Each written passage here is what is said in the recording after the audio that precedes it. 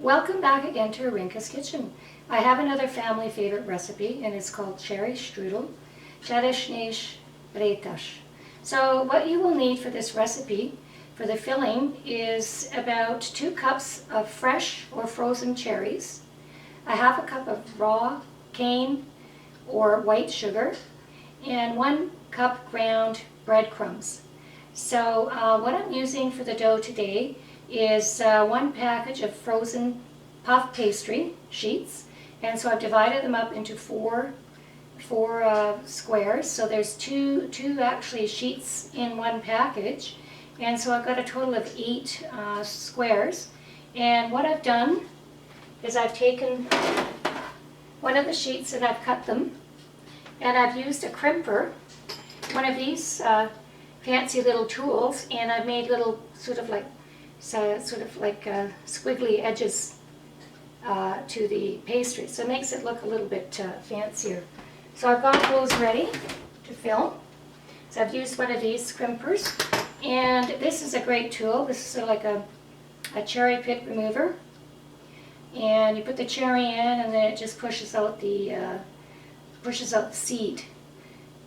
seeds out of the cherries. So what I've got here today is cherries that I bought in the market in July, and what I did was I froze a bunch of them in a freezer bag, and so I did take the pits out, but you know, I missed a couple of them, so I had to, when I cut the cherries in half, I found some cherry pits. So always make sure that you check for any leftover cherry pits. Now, if you're using fresh cherries, you wash and remove the cherry pits and cut the cherries in half. And you can do this recipe right away, or if you want, you can put them in, like I say, freezer bag and put them away for when you want to make this specific recipe. If you're using frozen cherries, whether they're fresh or you can buy them at your probably local grocery store, when you're cutting them in half, check for cherry pits before you prepare the filling. So that's what I've done. So I've ensured that there's no cherry pits in the cherries.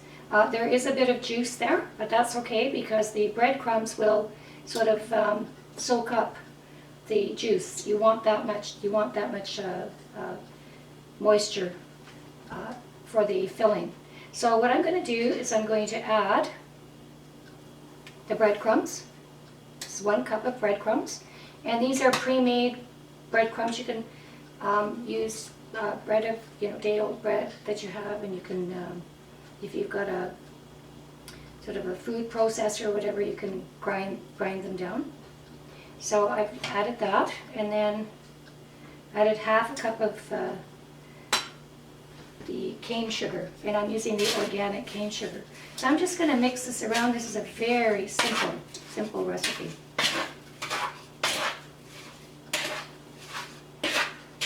So you want to keep the juice of the cherries so that you have that much moisture.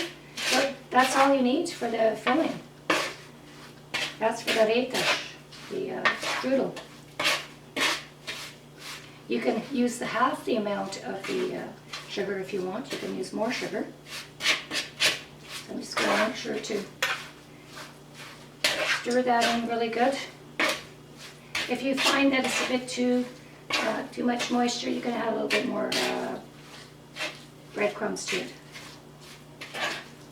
They're great recipes. So you can also use the phyllo pastry sheets, also the frozen ones. Or there are some really great recipes for the dough, for strudel, online that you can do if you want to do a homemade version. But this is kind of like 3rd generation. 1st, 2nd generation, the filling is my mom and grandmother's recipe. Now, once that's stirred around, I'm going to take this filling. I'm just going to put this over here to the side, and get one of these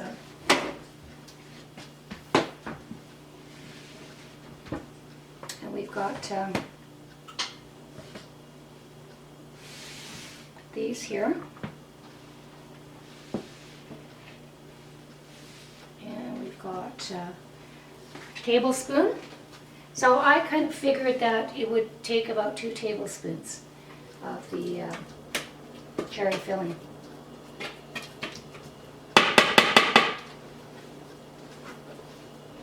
So we have, take 1 and 2,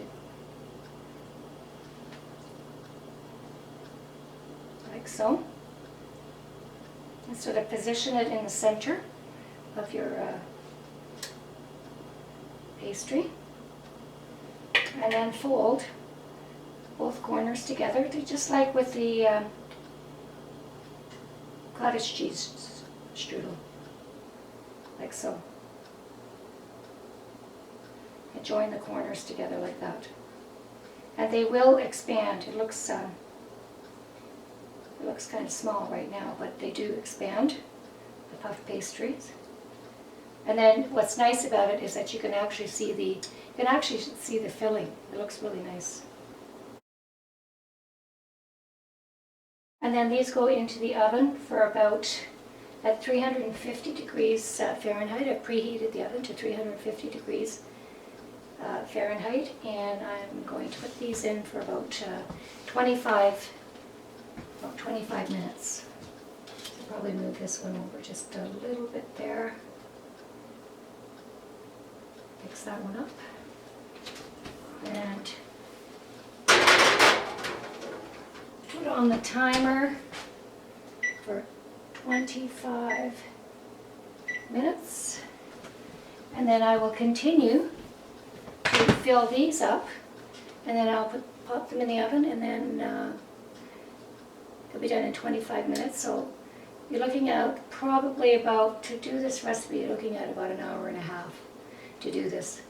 This is great served with your favorite tea or coffee, and on your favorite dessert plate. And also what I have is 1 tablespoon of powdered icing sugar. So I should sort of use one of these sifters, and I sprinkle some icing sugar on it before I serve it. So it's a quick and easy recipe to make. So what I'll do is I'll come back when the strudel is ready, cherry strudel is ready, and show you what this recipe looks like coming fresh out of the oven. Welcome back again to Rinka's Kitchen. I just took out of the oven a recipe that I showed you, and it is called cherry strudel, CSERESZNYÉS RÉTES. So this is what it looks like coming out of the oven. I just put it on a really nice serving plate, and so just bring it up to the camera, and that's what they look like. So what I'm going to do is I'm going to put some powdered icing sugar on it. Kind of always makes it look kind of a little bit more dressed up. So I'm just going to sprinkle that on there. You can serve it with your favorite tea or coffee. And I tasted the filling just on its own. And I've got some more that I'm going to be putting into the oven. I just baked up 4. And I'm just going to present the 2 to you. And this will be for my husband and myself too, with coffee. Actually, we're probably going to have tea because it's a little bit late in the day to have coffee, so we'll have some nice decaf tea. So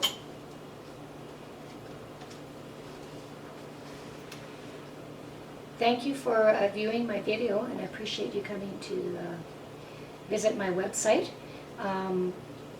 Make sure that after this video that if you have the time to go onto my website and click on a button, and it's called Home Decorating and Bargain Find. So I have some bargain find items that I found and I'd like to share that with you for gift ideas, Christmas decor, and also Christmas stocking stuffer kind of items that I bought at a store that I was at, visited at a store that I was at. So make sure that you visit that site and get some great ideas for shopping for Christmas. So if you have any questions or comments, please feel free to contact Irene at arinkaskitchen.com. That's my email, and my website is arinkaskitchen.com. Until next time, bon appetit, jo eet valjat.